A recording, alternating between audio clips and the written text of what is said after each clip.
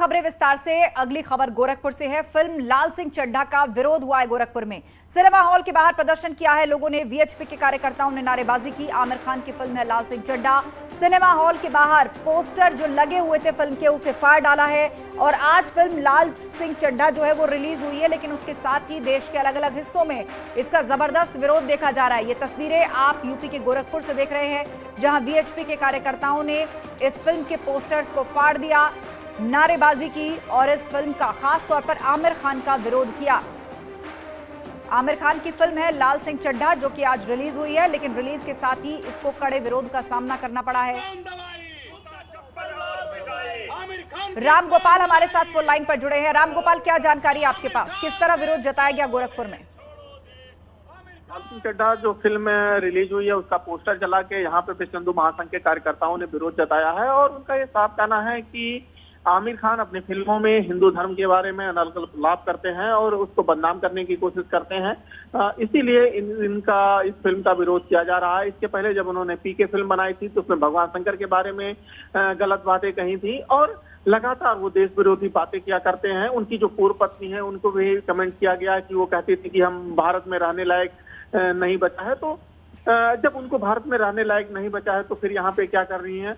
और आमिर खान को जो है भारत विरोधी के साथ साथ धर्म विरोधी, हिंदू धर्म विरोधी बताया जा रहा था और इस कारण आज उनका वहां पे पोस्टर रेती पे जलाया गया और कहा गया कि गोरखपुर में जिस जिस टाकीजों में ये फिल्म लगेगा वहां विरोध प्रदर्शन करेंगे, अपना विरोध दर्ज कराएंगे। जी धन्यवाद तमाम जानकारी के लिए। तो साफ कहना है वीएचपी का कि जिस तरह की हिंदू धर्म विरोधी बातें आमिर खान करते रहे हैं, उनकी पत्नी स्टेटमेंट देती रही हैं, इससे एक वर्ग की भावनाओं को ठेस पहुंची है और इसीलिए वो उनकी फिल्म का विरोध कर रहे हैं। आमिर खान की कौन दवाई?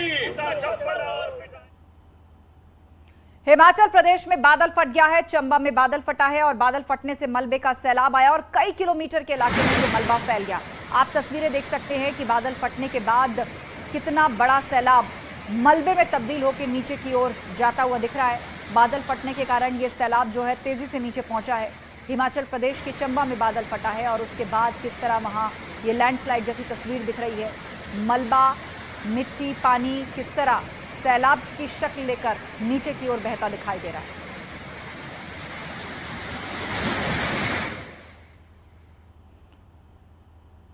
वही कॉमेडियन राजू श्रीवास्तव की हालत लगातार नाजुक बनी हुई है। एम्स में उन्हें वेंटिलेटर सपोर्ट पर रखा गया है। कल जिम करने के दौरान राजू श्रीवास्तव ट्रेडमिल पर ही गिर गए थे और उसके बाद से लगातार एम्स में उनका इलाज चल रहा है। डॉक्टर्स की माने तो उनको हार्ट के बड़े हिस्से में 100% ब्लॉकेज आया है और इस वक्त वो एम्स के कार्डियक केयर यूनिट में भर्ती हैं, जहां उनके परिवार के लोग मौजूद हैं। और माना जा रहा है कि राजू श्रीवास्तव के लिए अगले 24 घंटे काफी अहम है, क्योंकि अभी तक हालत में कोई सुधार नहीं आया है। और इस दौरान सीएम योगी आदित्यनाथ ने भी राजू श्रीवास्तव की पत्नी के साथ टेलीफोन पर बातचीत की और हर संभव मदद का आश्वासन दिया। साथ ही अधिकारियों को उनकी हर संभव मदद करने का निर्देश दिया है। रक्षा मंत्री राजनाथ सिंह ने एम्स के निदेशक से बात होने की बात कही है। तो कॉमेडियन राजू श्रीवास्तव की तबीयत लगातार जो है वो नासाज बनी हुई है। इस वक्त हम एम्स में मौजूद हैं और यही जो कार्डियक केयर यूनिट है उसमें उनका इलाज जो है वो लगातार जारी है। डॉक्टर्स की जो है सख्त निगरानी चल रही है और ये बताया जा रहा है कि जो लगातार स्थिति है वो स्थिर तो बनी हुई है, लेकिन वो इस वक्त वेंटिलेटर पर हैं और लाइफ सपोर्ट पर हैं। और ये माना जा रहा है कि अगले जो 24 घंटे हैं वो उनके लिए बहुत ज़्यादा क्रिटिकल हैं। उनके फैन से लेकर उनके परिवार वाले जो हैं वो बहुत ज़्यादा चिंतित हो गए हैं और सबसे ये रिक्वेस्ट की जा रही है कि लोग उनकी लंबी उम्र की कामना करें। तो वहीं मुख्यमंत्री योगी आदित्यनाथ ने उनकी पत्नी को कॉल कर इस बात का आश्वासन दिया है कि जो भी बन पाएगा वो पूरा होगा और डॉक्टर्स जो हैं वो लगातार इलाज कर रहे हैं और उनके लिए जो बेहतर बन पाएगा इस बात का आश्वासन दिया गया है। तो कहीं ना कहीं जितने भी फैंस हैं वो लगातार ये दुआएं कर रहे हैं कि जो लाफ्टर किंग जिनको माना जाता है, जो लोगों को हंसाते हैं, वो जल्द से जल्द ठीक हो जाएं और डॉक्टर्स भी पूरी तरीके से लगे हुए हैं कि उनकी जो सेहत है उसमें थोड़ा सा सुधार आ जाए। तो कैमरामैन नरेश के साथ फराह खान, न्यूज़ 18 दिल्ली। राजू श्रीवास्तव के जल्द ठीक होने के लिए हवन भी किया जा रहा है। कानपुर में कुछ लोगों ने हवन करके उनके जल्द स्वस्थ होने की कामना की है। राजू श्रीवास्तव हार्ट अटैक के कारण दिल्ली के एम्स में भर्ती हैं, जहां उनकी हालत फिलहाल गंभीर बताई जा रही है। दुआओं का दौर जारी है। कानपुर में उनके कुछ प्रशंसकों ने हवन किया है जल्द स्वस्थ होने की कामना करते हुए। दूसरी तरफ एम्स में कहा जा रहा है जहां वो एडमिट हैं, अगले 24 घंटे उनके लिए बहुत अहम हो सकते हैं। राजू श्रीवास्तव की हालत बिगड़ी और उन्हें all India medical institute Delhi में भर्ती कराया गया क्योंकि राजू श्रीवास्तव कानपुर के हैं। जब से ये खबर लोगों को पता चली और खासकर उनके प्रशंसकों और उनके मिलने वालों में सब परेशान हैं और उनकी स्वस्थ लाभ की कामना कर रहे हैं। इस वक्त जहां मैं खड़ा हूं राधा माधव मंदिर है, जहां सुबह से ही ये पूजा का दौर चल रहा है और हवन कराया गया है। यहाँ आचार्यों को बुलाया गया और आचार्य पूजा कराया, हवन कराया जा रहा है और ये सब राजू श्रीवास्तव के मिलने वाले या उनके प्रशंसक हैं। आप आचार्य देखिए पूजा कर रहे हैं क्योंकि ये कहा गया इसका मुहूर्त 9:38 का था, उसके बाद से इसकी शुरुआत हुई। हम जानना चाहेंगे क्या सर ये राजू श्रीवास्तव हम सबके हमारे बचपन के मित्र थे। हमारे कई उनके मित्र यहाँ पर बैठे हुए हैं और उन्होंने हमेशा कई लोगों की मदद भी की है। ये 2 बच्चियाँ बैठी हुई हैं, इनको मुंबई में बुलाकर इनके माता पिता का कोरोना में देहांत हो गया था, उनकी आर्थिक मदद की, इनको हंसाया, वो सब हम लोग याद कर रहे हैं। राजू भाई जिस तरह से कल बीमार हुए, एम्स में एडमिट है, हम सब लोग उनकी स्वास्थ्य की लाभ की कामना कर रहे हैं, ईश्वर से प्रार्थना कर रहे हैं कि जल्दी। अखिल भारतीय अखाड़ा परिषद के अध्यक्ष महंत नरेंद्र गिरी की खुदकुशी मामले में नया मोड़ आ गया है। आनंद गिरी के खिलाफ मुकदमा दर्ज कराने वाले अमर गिरी ने हाईकोर्ट में शपथ पत्र देकर कहा है कि उन्होंने कोई मुकदमा नहीं दर्ज कराया और किसी को नामजद भी नहीं किया है। अमर गिरी का शपथ पत्र आने के बाद पूरे मामले की अब दिशा ही बदल गई है।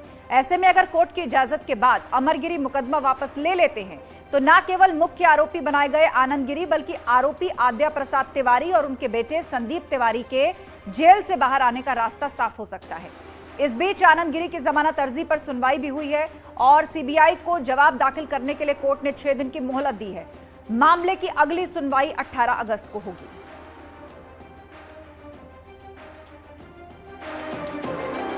अखिल भारतीय अखाड़ा परिषद के अध्यक्ष महंत नरेंद्र गिरी के खुदकुशी मामले में नया मोड़ आ गया है। दरअसल मुकदमा दर्ज कराने वाले महंत नरेंद्र गिरी के शिष्य अमर गिरी ने इलाहाबाद हाईकोर्ट में शपथ पत्र दिया है और उन्होंने ये कहा है कि उन्होंने कोई मुकदमा नहीं दर्ज कराया है और जो दर्ज मुकदमा है उसको वापस लेने की इच्छा जताई है। ऐसे में अगर कोर्ट इजाजत देती है तो इस मामले में आनंद गिरी को बड़ी राहत मिल सकती है क्योंकि आनंद गिरी मुख्य आरोपी बनाए गए थे। उनके साथ साथ आद्या प्रसाद तिवारी जो कि बड़े हनुमान मंदिर के मुख्य पुजारी थे और उनका बेटा संदीप तिवारी को भी आरोपी बनाया गया है। तीनों फिलहाल नैनी सेंटर जेल में बंद है, लेकिन अगर मुकदमा वापसी की इजाजत कोर्ट देती है और अमर गिरी अपना मुकदमा वापस लेते हैं तो आनंद गिरी की जमानत की राह आसान हो सकती है। हालांकि इलाहाबाद हाईकोर्ट में आनंद गिरी की जमानत अर्जी पर सुनवाई चल रही थी। आज जो सुनवाई होनी थी उसमें 12 बजे सुनवाई शुरू हुई, जिसके बाद सीबीआई ने कोर्ट से जवाब दाखिल करने के लिए मोहलत मांगी है। कोर्ट ने सीबीआई की अर्जी को मंजूर करते हुए 6 दिन की मोहलत दी है और अब इस मामले की अगली तारीख 18 अगस्त को लगाई गई है। अब यह देखना है कि इस नए मोड़ के आने के बाद आनंद गिरी की जमानत की राह कितनी आसान होती है और कोर्ट इसमें क्या कार्रवाई करता है। कैमरा पर्सन संजीव मिश्रा के साथ सर्वेश दुबे, न्यूज़ 18 प्रयागराज। उधर बिहार में नई सरकार बनने के बाद जातीय जनगणना को लेकर राजनीति तेज हो गई है। भारतीय सुहेलदेव पार्टी के अध्यक्ष ओपी राजभर ने कहा है कि कल तक बिहार में महागठबंधन के लोग भाजपा पर आरोप लगाते थे, लेकिन अब बिहार में इनकी सरकार है। ऐसे में इन्हें बिहार से जातीय जनगणना का ऐलान शुरू करना चाहिए। राष्ट्रीय जनता दल और जदयू गठबंधन की सरकार बनी है। कल तक राष्ट्रीय जनता दल, कांग्रेस और लेफ्ट और जदयू के लोग ये कहा करते थे कि भारतीय जनता पार्टी बाधक है, जातिवार जनगणना नहीं करने दे रही है। अब तो आप स्वतंत्र हो गए हैं। एक तरफ जदयू,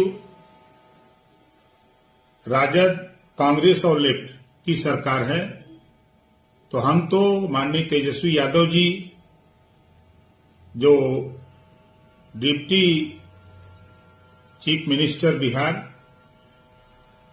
और चीफ मिनिस्टर माननीय नीतीश जी से कहूंगा कि अब तो आप लोग स्वतंत्र हैं और बिहार से ही शुरू करिए जातिवार जनगणना का ऐलान और आप लोग मिल करके बिहार में जातिवार जनगणना 6 महीने के अंदर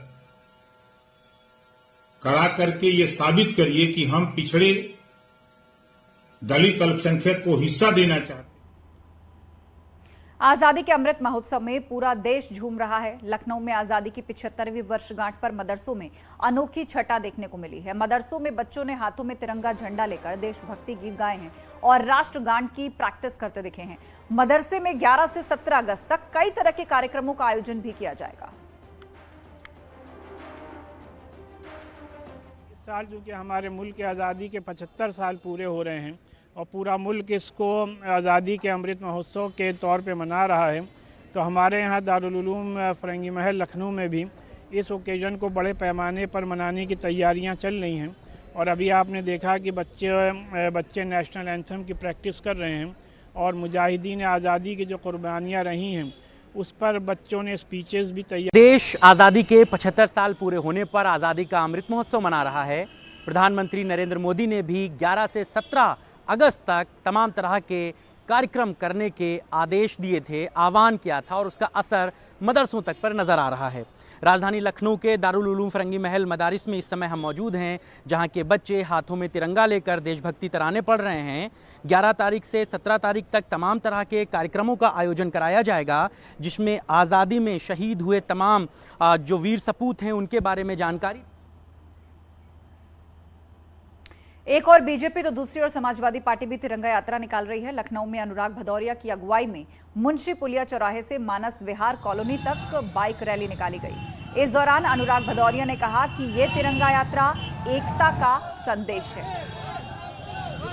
ये पूरा वार्ड जो आप देख रहे हो, इंदिरा नगर, मानस नगर और यहाँ से हम कल्याणपुर होते हुए तिरंगा यात्रा को खत्म करेंगे। ये तिरंगा यात्रा अभी शुरू हुई है और ये अभी थोड़ी देर में कम से कम नहीं तो पूरा वार्ड को घूमते हुए खत्म होगी। ये संदेश है, हम सब एक हैं, हम सब इस समाज के अंदर में जितने भी लोग हैं, चाहे किसी भी जात धर्म के हों, सभी मिलके एक साथ रहते हैं। ये संदेश है कि सभी लोग हिंदुस्तानी हैं और हम तिरंगा और तिरंगा के साथ पूरे लखनऊ में भ्रमण करेंगे। और वक्त एक ब्रेक का है। खबरों का सिलसिला जारी है, आप जुड़े रहिए हमारे साथ। आप देख रहे हैं न्यूज़ 18 उत्तर प्रदेश उत्तराखंड।